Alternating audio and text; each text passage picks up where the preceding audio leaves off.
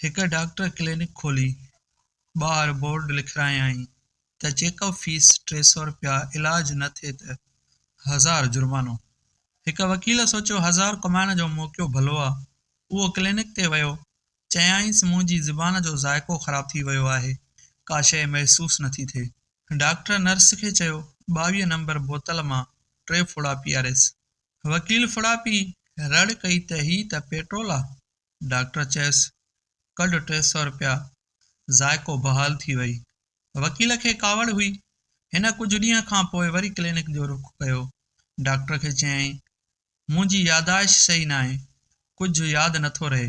Nurse खे doctor साॻी 22 number बोतल मां खेसि 3 फुड़ा पीआरण लाइ चयो त वकील बोतल सुञाणे चयो उहा त पेट्रोल वारी बोतल आहे। डॉक्टर चयसि कढ 300 रुपया।